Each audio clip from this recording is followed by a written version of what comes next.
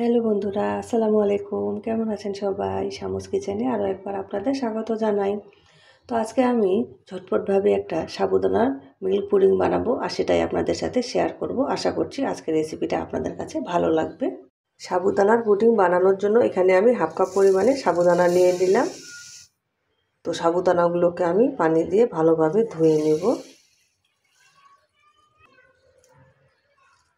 তো সাবুদানাগুলোকে আমি 4 থেকে 5 বার পানি পাল্টিয়ে ভালোভাবে ধুয়ে নিয়েছি। তো এখানে আমি সামান্য পরিমাণে পানি দিয়ে পানিটাকে আমি ফুটিয়ে নিয়েছি। তো এখানে আমি জর্দার রং দিয়ে দিচ্ছি যেন সুন্দর একটা কালার আসে। আপনারা চাইলে কিন্তু এখানে ফুড কালারও ব্যবহার করতে পারেন। তো এখন আমি ধুয়ে রাখা সাবুদানাগুলো দিয়ে দিব।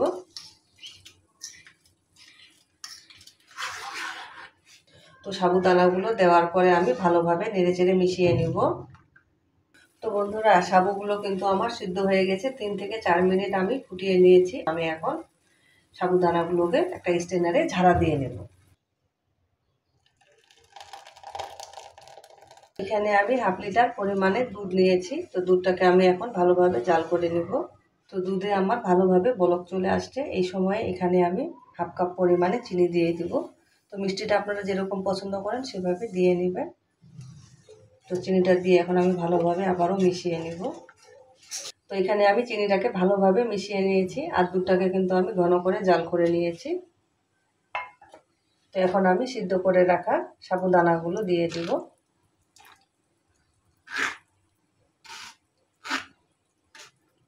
তো আমাদের কিন্তু নেড়েচেড়ে ভালোভাবে সাবুদানাগুলো মিশিয়ে নিতে হবে। এরকম করে গোল গোল করে নাড়লেই কিন্তু সাবুদানাগুলো জট পেকে থাকবে না।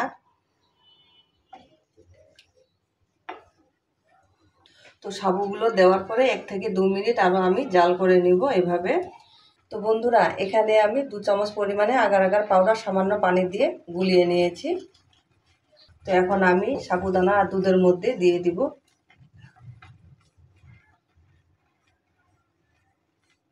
1 মিনিট মতো আমি আরও এভাবে নেড়েচেড়ে ফুটিয়ে নেব। তো বন্ধুরা, আমার কিন্তু মিশ্রণটা ঘন হয়ে আসছে। তো আমি এখন গ্যাসের ফ্লেমটা অফ করে দিব। আর আমি এখানে একটা মোল্ড নিয়ে নিয়েছি। তো মোল্ডটাতে আমি এখন সরাসরি ঢেলে দেব। বিসমিল্লাহ। এটা কিন্তু বেশিক্ষণ কড়াইয়ের মধ্যে রাখা যাবে না, তাহলে কিন্তু আমাদের পাত্রের মধ্যে সেট হয়ে যাবে। পুডিংটাকে এইভাবে আমি সেট হওয়ার জন্য আধা ঘন্টা রেখে দেব। তো ফিরে আসছি আধা ঘন্টা পরে। তো পুডিং কিন্তু একটু ঠান্ডা করে খেলে ভালো লাগে। তো আমি আধা ঘন্টার জন্য নর্মাল ফ্রিজে রেখে দিয়েছিলাম। তো আমি এখন একটা নাইফ দিয়ে সাইডগুলো ছাড়িয়ে নেব।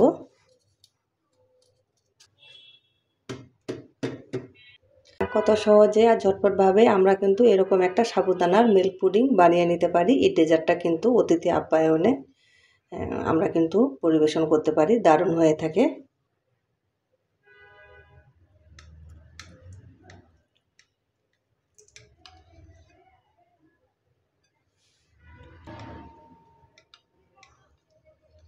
তো আপনারা একবার হলেও আমার মতো এভাবে সাবুদানার পুডিং বানিয়ে খাবেন। এটা কিন্তু অনেক মজার একটা ডেজার্ট।